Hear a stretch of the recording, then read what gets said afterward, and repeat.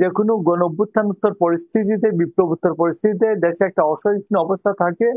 এই সময় ল এন্ড অর্ডারকে শক্ত হাতে মোকাবেলা করতে হয়, এবং যাতে কোনো একটা উগ্রবাদী অবস্থার উত্থান না ঘটে, উগ্রবাদী পরিস্থিতির সৃষ্টি না হয়, চরমপন্থার উত্থান না হয়, এইগুলি আমরা চেক দিতে, মানে আমরা নিবৃত্ত করতে এগুলো সম্পর্কে বলেছিলাম। কিন্তু সরকার এই ক্ষেত্রে আমাদের কোনো কথায় কান দেয় নাই। তো কেউ যদি শক্তি থাকার পরেও কেউ হত্যাকাণ্ডে বাধা না দেয়, এটা এক ধরনের হত্যাকাণ্ডের সহযোগিতা করার সামিল। তো সেই জন্য আমি মনে করি এই হত্যাকাণ্ডের সঠিক বিচার হবে। যে সরকার, এইটা এনজিও চালানো আর সরকার চালানো এক জিনিস না। রাষ্ট্র এবং এনজিও সম্পূর্ণ আলাদা জিনিস। রাষ্ট্র চালানোর জন্য যেমনি দুষ্টের দমন শিষ্টের পালন করতে হয়, এখানে যারা খুব ভয় টয় পান এরা রাষ্ট্র চালাবেন না, এরা অন্য কাজ করবেন। বিএনপি দায় এড়াচ্ছে না বলেই বিএনপি শুধুমাত্র অভিযোগের উপর বেস করে কয়েকজনকে আজীবনের জন্য বহিষ্কার করেছে। এক নাম্বার টু হচ্ছে, আমরা শুরু থেকেই বলছি আমরা কোনো বিষয়ে ডিনায়েলে যাচ্ছি না, অস্বীকার করার সংস্কৃতিতে যাচ্ছি না। আমরা বিষয়টি, যে কোনো বিষয়ে আমরা সরকারকে সহযোগিতামূলক ভাবে আমরা আচরণ করছিলাম, এবং আমরা দল থেকে বহিষ্কার করে প্রত্যেক জায়গায় আমরা বলেছি আইন শৃঙ্খলা বাহিনীকে যে আপনারা এই আইন বিরোধী কার্যকলাপের জন্য অথবা শৃঙ্খলা বিরোধী কার্যকলাপের জন্য, সমাজ বিরোধী কার্যকলাপের জন্য আপনারা এদের বিরুদ্ধে ব্যবস্থা নিন। কিন্তু দীর্ঘদিন ধরে আপনি দেখবেন যে সরকার শৈথল্য প্রদর্শন করে আসছিল, এবং সরকার এখানে একটা অমিশন বা নিষ্ক্রিয়তা সরকারের কাজ করছিল দীর্ঘদিন ধরে।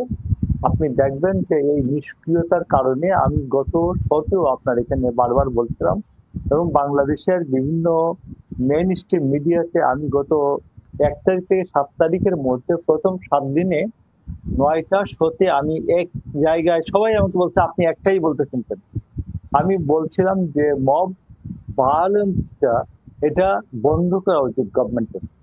আপনি দেখবেন একই সময়ে সরকারের পক্ষ থেকে সরকারের যে বাচাল প্রেস সচিব আছেন, এই বাচাল প্রেস সচিব বলেছেন যে না না, ওটাকে মব বলবেন না, ওটাকে আপনারা বলবেন প্রেশার গ্রুপ।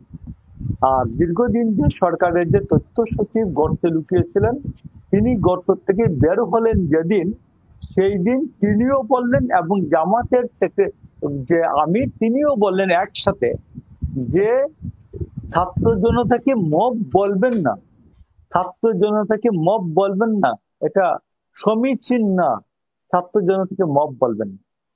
আমরা বলছিলাম যে যে কোনো গণ অভ্যুত্থানোত্তর পরিস্থিতিতে, বিপ্লবোত্তর পরিস্থিতিতে দেশে একটা অসহিষ্ণু অবস্থা থাকে।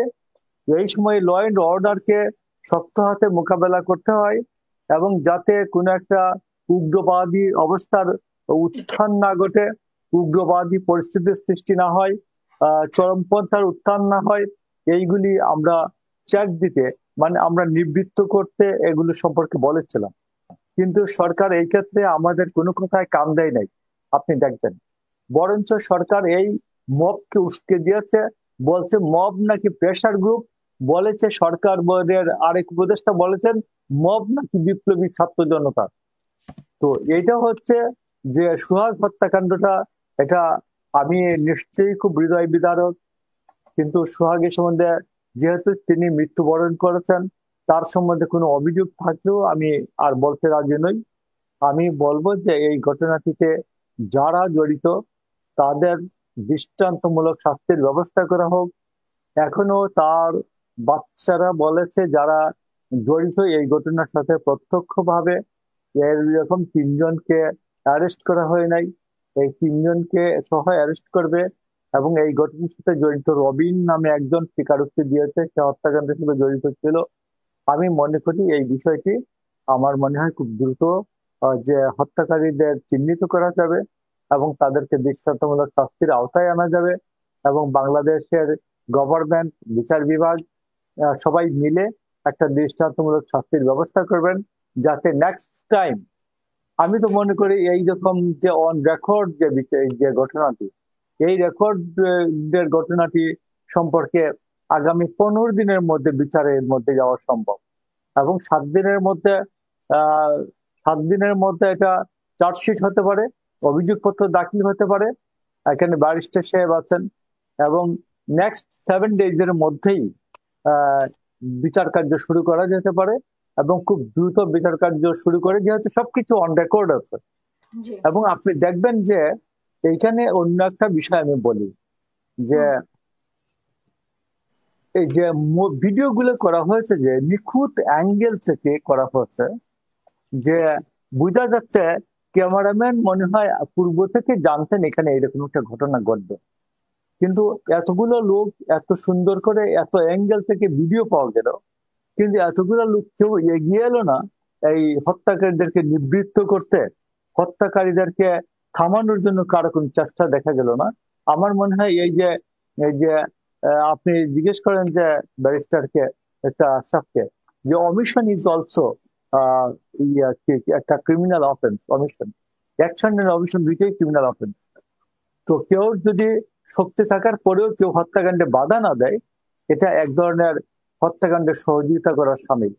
তো সেই জন্য আমি মনে করি এই হত্যাকাণ্ডের সঠিক বিচার হবে, এবং তার হত্যা ক্রিমিনাল অফেন্ডারের যে এখন এখানে কোনো। বলা হয় যে যারা বাধা দিবে তা মানে যারা মারছে বা যারা এই ধরনের কাজ করে তাদেরকে তো অন্যরাও ভয় পায়, এই প্রসঙ্গটাও আসে। আবার বিএনপি যে নেতা কর্মীরা তাদেরকেও মানুষ ভয় পায়। তো পুলিশ সেখানে কি ভূমিকায় আছে, বা পুলিশও কি ভয় পায় কিনা বিএনপি নেতাদেরকে, এরকমও তো একটা প্রশ্ন আছে। পুলিশ যারা ভয় পাবে এরা পুলিশে চাকরি করবে না। পুলিশ যদি ভয় পায়, ক্রিমিনালদেরকে পুলিশ ভয় পায়, তাহলে ক্রিমিনালদের কাছে যারা ভয় পায় ক্রিমিনালকে, এরা পুলিশের চাকরি করবেন না।